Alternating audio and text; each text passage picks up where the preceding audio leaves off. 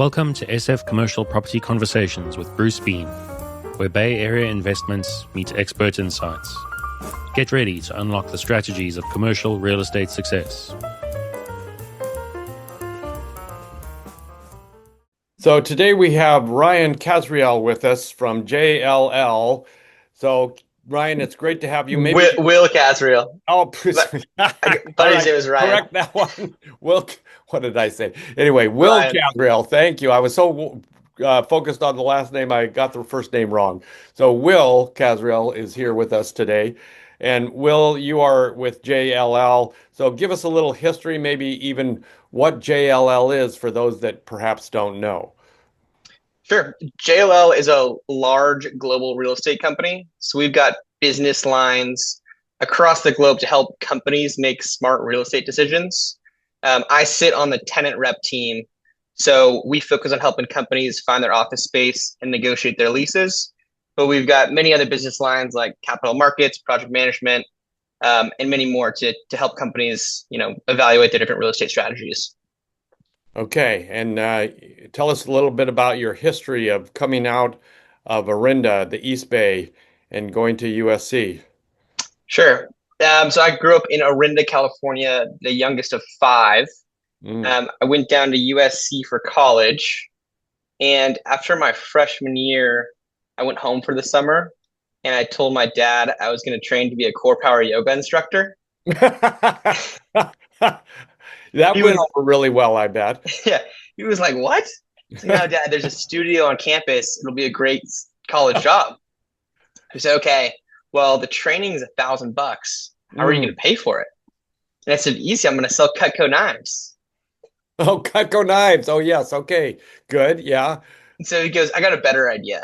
How about you go do 20 informational interviews? I'll give you $50 per interview, and that'll pay for your training." Wow. Okay, that's good. So, so I said, "Deal." I picked out 20 adults that I looked up to and wanted to be like one day, and went to their office, asked them what they did and how they made money. And 11 of those 20 happened to work in commercial real estate. Oh, wow. So Of the 20. Wait a minute. What's your father do? he's an investment manager. So Oh, it okay. doesn't work in real estate. None of my older siblings work in real estate. So it was really just like I saw these people and sort of looked up to them and said, "Hey, I would love to be like that guy one day. Seems like he's got a pretty good lifestyle, coaches good sports teams, good family, that kind of thing." So basically, after all those interviews, I was like, clearly it's a sign. So I went back to school. I was studying business. I added an emphasis in real estate finance at USC. I taught yoga, which was great. Wait a minute. You went through the training, the core power training, right? Yes, yeah, I went through the training. So Okay. it was like The a thousand summer dollar of training. yeah, Yeah. summer of yoga training as well as all these informational interviews. So I went back to school and I was a real estate yogi, I guess. Um, so then I was applying for internships. I joined the real estate clubs at USC. So they've got two really great real estate clubs on campus that I was very much involved in. And on the internship, my first one was with Colliers in LA doing office tenant rep, which is what I'm doing now. Um, Okay. and so that was a great introduction into what this industry is like. Um, from there, a bunch of my buddies were going for investment banking, finance, real estate finance. So I decided to go that route as well. Okay. Um, and I ended up with my junior year internship, interning at JLL here in San Francisco on the capital market side. So I was a summer analyst, behind a spreadsheet most of the day, working on BOVs, basically, more of an analyst role, not as much client facing. During that internship, I saw sort of some of the tenant rep guys coming into the office early, excited to be at work, pep in their step. And I had previously interned at Collier, so I had a sense of what it was like. Started to grab coffee with them, let them know I was interested. And end of the summer rolls around. I sat down with the head on the capital markets side. They said, "Hey, you did a great job this summer. We want to offer you a full-time job." I said, Uh-huh. "Thanks, but I really want to join your tenant rep team." Okay. This was COVID, so the market was like not like it is Yeah, now. non-existent. Yeah, right. Yeah, so it was. They're like, really? You really want to do the tenant rep team? And I was Yeah. like, yeah, Are I you think. crazy? Really? You want to do that? Yeah. um, but I really I saw it like I understood it, I guess, in terms of like I saw like sports agency meets commercial real estate, where I was talking about Tom Brady earlier. Right. Uh, but if you're an agent when Tom Brady is one of the last picks in the draft, his agent signs him that day and then becomes Tom Brady. That's become a pretty lucrative client for his agent. Yes, right. So here in San Francisco, there's so many startups that are growing so quickly, and I see the opportunity to work with them from the onset, and build really strong relationships and build that trust from the get go. And it's fun being a young person, getting to work with other young teams, young founders, young operations people, helping on the real estate side. But I think I saw that early on. Was like, that's something that is really intriguing to me.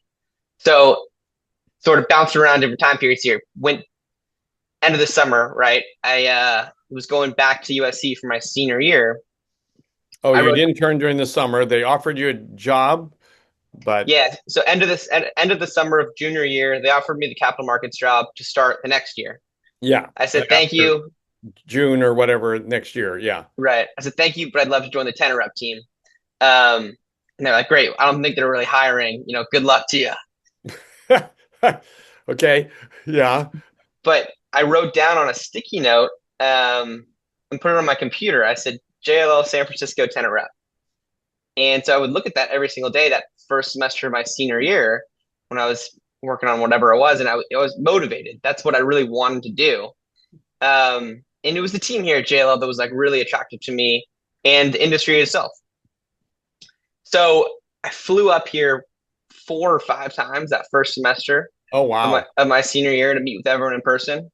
Of course, I was talking to some of the other real estate shops as well, but I was really excited about JLL, and I was staying in touch with them, sending them emails of sending them like different companies that were maybe growing or hiring or needed larger space. And hey, these companies might be growing. Maybe now's the time to reach out. Sending them different real estate articles I could get my hands on. And so eventually they just gave in and hired me. You pestered them so long and hard that they finally said, well, give him a shot. Exactly. Um, so that was that, and I felt like I was really able to hit the ground running after graduating, because I sort of hustled to get the job and gained some respect in that realm.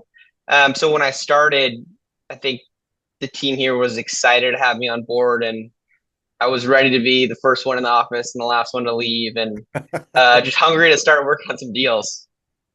So tell me a little bit about JLL's. Did they give you some training?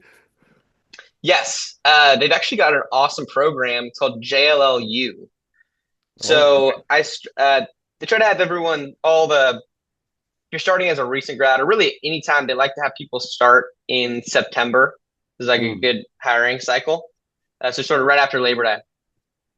And I had 1 week in the office to like get my computer set up and like understand some of the stuff going on in the office, right? But then the next week we go to Chicago, which is where JLL's Oh, headquarters is.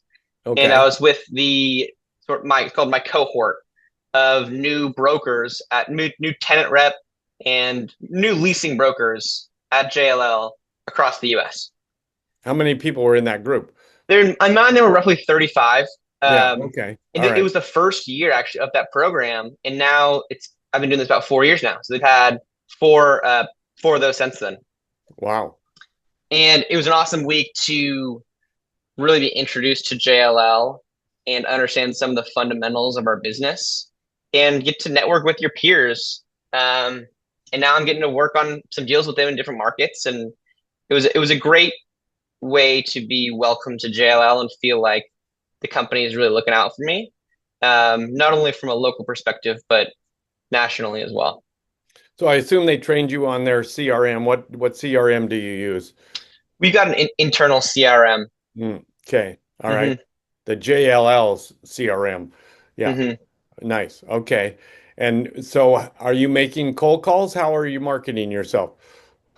When I started, I was making some cold calls. No one really answered the phone. So I started Yeah, okay. so I started emailing more, you know, DMing on social media like LinkedIn and Twitter. Um, and then I think it's sort of a snowball effect is like as you start to build your book of business, just doing a good job for clients, they'll Hmm. naturally introduce you to their friends that are Right. also happen to be looking for office space.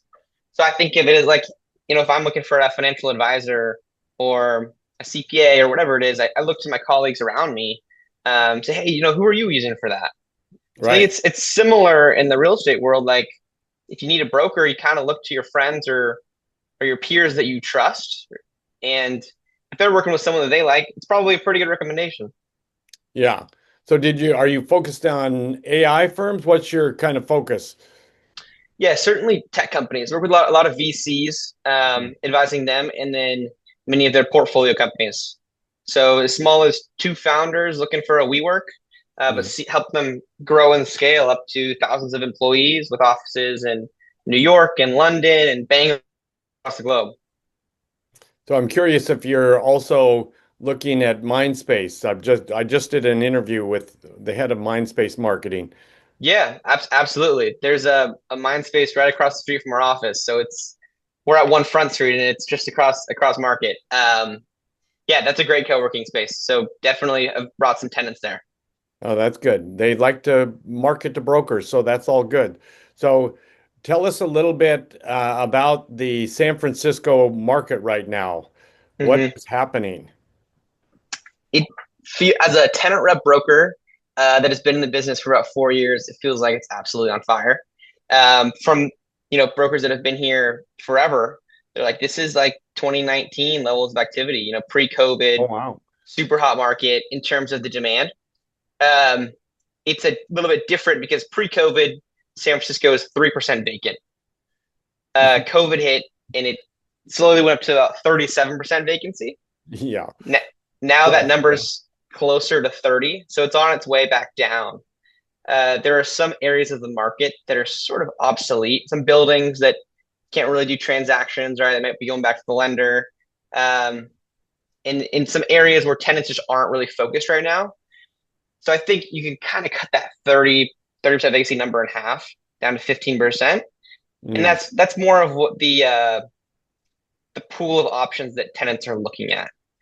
So Um, that's an interesting question. How do you know if you're out looking for space for a prospective tenant that this building is gonna not go wheels up in the next whatever year or 2 years? mhm.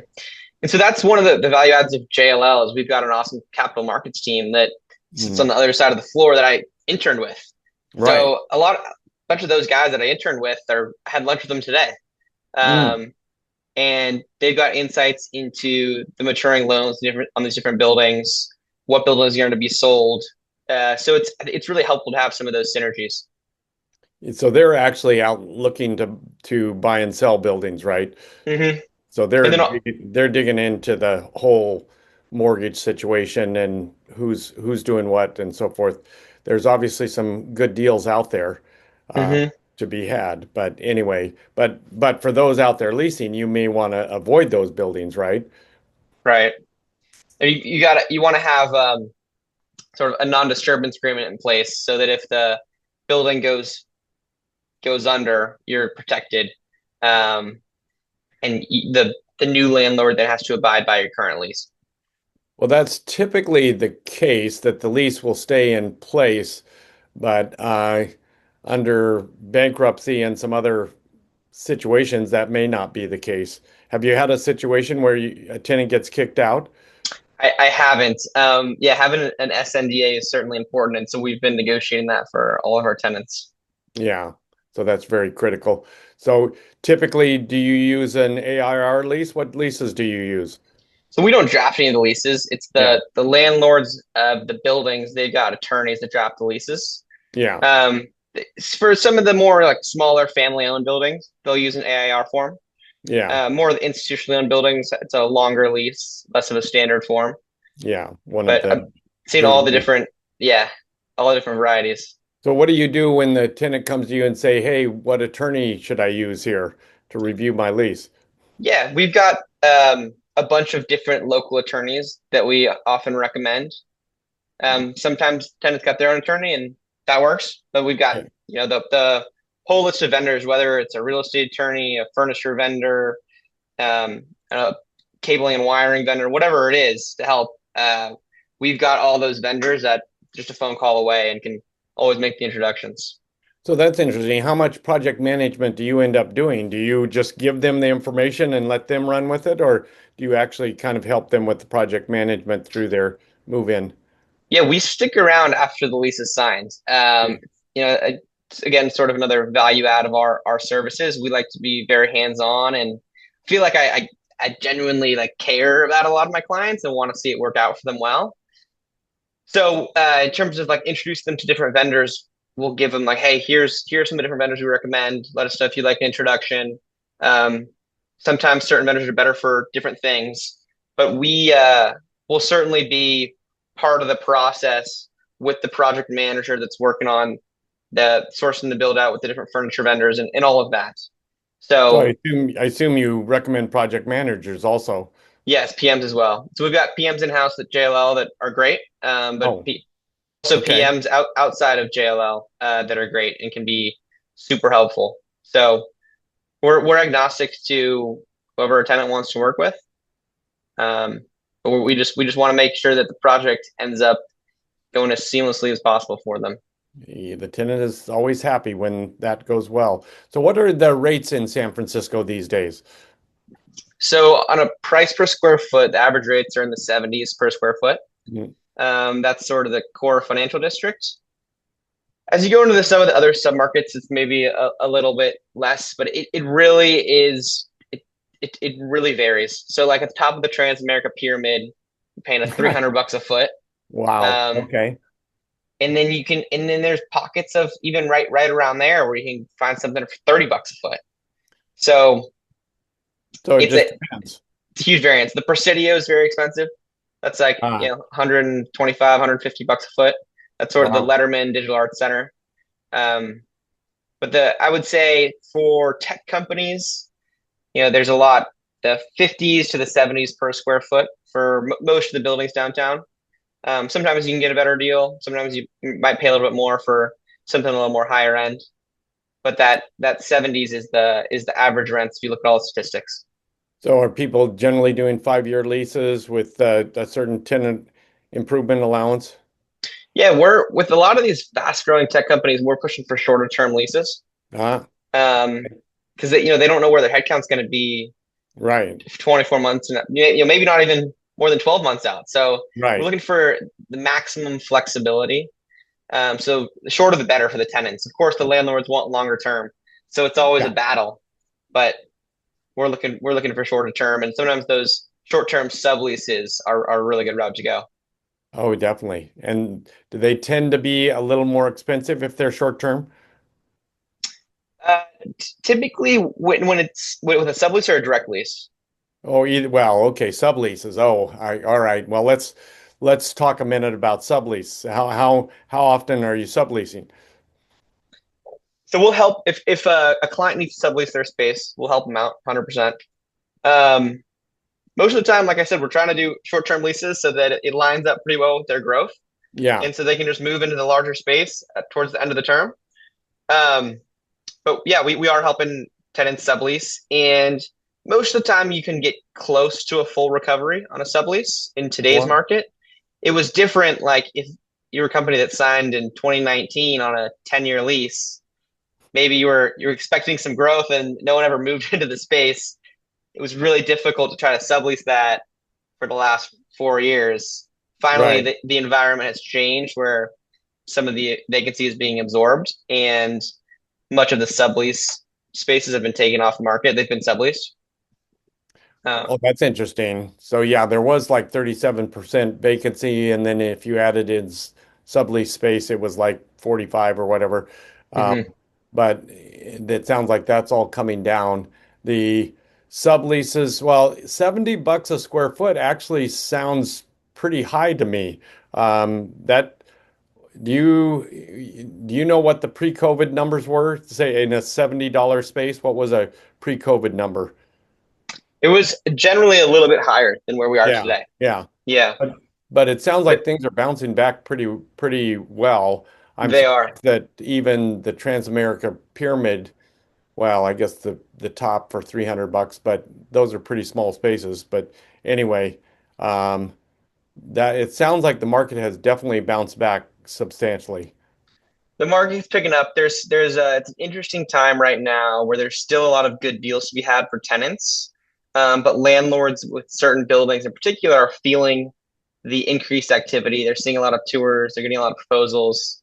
So I think they're very bullish on where the market's headed, and they're Hmm. starting to push for these longer term leases, trying to push rents up. So there's a little bit of friction between tenants and landlords there. Yeah, Um, which is good. I mhm. mean, that's good. So I'm curious, how is any of the retail space coming back? I mean, I know you're not in the retail market, but the office market basically drives who's going to be in those first floor spaces. So is that coming back at all these days? The retail is definitely coming back. I mean, if you just walk around downtown San Francisco, you'll notice there's a bunch of cool new retail spots that have opened up. Um, so I see it on a day-to-day basis, and I know that landlords are trying to put more retail on their ground floor if they've got a vacancy, because it's nice to have if you're in an office building, you want to have a coffee shop downstairs or a bar or a restaurant or whatever it is. But yes, it's definitely coming back as well. Oh, that's During great. COVID, the neighborhoods in San Francisco did really well, like North Beach, the Marina, all the retail there was great. In San Francisco struggled, or sorry, downtown San Francisco struggled. Right, But right. now, yeah, now it's certainly coming back with more folks coming into work, more companies moving to San Francisco, and just more traffic on a day-to-day basis. Well, this is fantastic news. I want to come back maybe in 3 to 6 months and see how things are moving, which direction. Hopefully, still vacancies are coming down and rates are going up, all that good stuff. So it'll be interesting to see how that turns out. So give us a little clue. How can people get a hold of you, Will? Sure. Feel free to shoot me an email, will.casriel@jll.com. That's the one. So if you're in downtown San Francisco looking for space, Will is your man, right? That's right. Happy to help. All right, all right. Well, let's keep in touch. I look forward to talking to you again in the near future. Okay. Thanks, Bruce. That's a wrap on today's journey through the SF commercial real estate scene. Ready to share your story? Visit sfcommercialconversations.com/guest. Your insights could lead the next conversation.